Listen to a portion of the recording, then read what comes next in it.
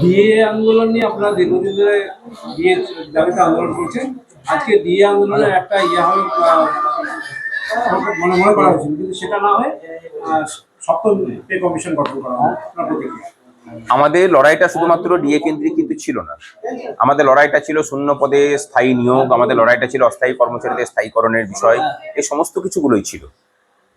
সরকার বলেছিলেন যে গত ক্যাবিনেটের পরে যে সাংবাদিক বৈঠক হয়েছিল সেখানে জানিয়েছিলেন যে পরবর্তী ক্যাবিনেটে তারা ডিএ নিয়ে সিদ্ধান্ত নেবেন। আজকে আমরা জানতে পারলাম যে না, ডিএটা নাকি এজেন্ডার মধ্যে ছিল না, তারা সপ্তম বেতন কমিশন গঠন করেছেন। সপ্তম বেতন কমিশন গঠন করা এবং সেটাকে লাগু করার মধ্যে কত সময় লাগবে সেসব আমরা কিছু জানি না।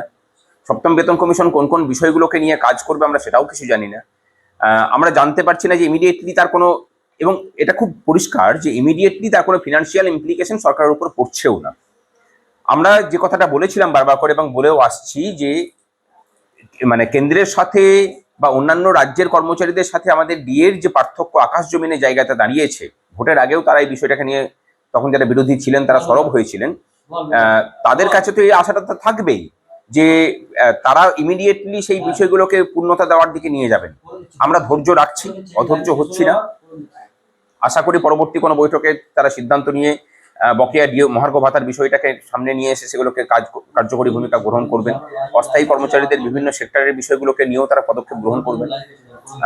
আমরা সরকারের সাথে কোঅপারেশনই আছি, কিন্তু তার আগে আমরা যেটা চাই যে সরকার কিভাবে কাজ করতে চাইছে কর্মচারী হিতে এবং রাজ্যের অন্যান্য বিষয়গুলোকে নিয়ে, সেই নিয়ে আমাদের সাথে বৈঠকে বসুক, আলোচনা হোক, খোলামেলা আলোচনা হোক। আমরা যেন জানতে পারি যে সরকার কিভাবে ভাবছে।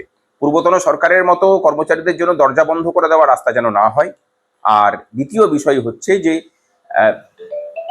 আর্থিক অসঙ্গতি যে সরকারের নেই, সেটা কিন্তু অন্নপূর্ণা ভাণ্ডারকে লক্ষ্মী ভাণ্ডারের উপভোক্তাদের সবার জন্য মানে বিস্তৃত করার মধ্যে দিয়েই পরিষ্কার করে দিয়েছে সরকার। সুতরাং আর্থিক অসঙ্গতির কথাটা আমার মনে হয় না ধোপে টিকবে বলে, সেটা তারাই নিজেরাই খণ্ডন করছেন নিজেদের কর্ম দিয়ে। সুতরাং সেখানে যখন নেই তখন পূর্বতন সরকারের মতো অসদিচ্ছা না দেখিয়ে সদিচ্ছা দেখিয়ে ডিএ ইস্যু ইমিডিয়েটলি সমাধান করুন।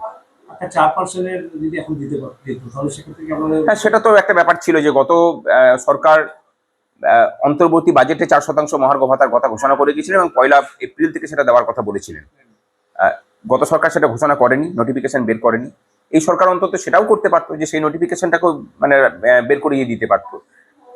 একটু হলেও দিনের শেষে বলতে পারেন যে হতাশ, কারণ সপ্তম বেতন কমিশন কোন কোন পেরিফেরি নিয়ে কাজ করবে এটা কিন্তু আমাদের কাছেও এখনো পর্যন্ত পরিষ্কার তারা করেননি।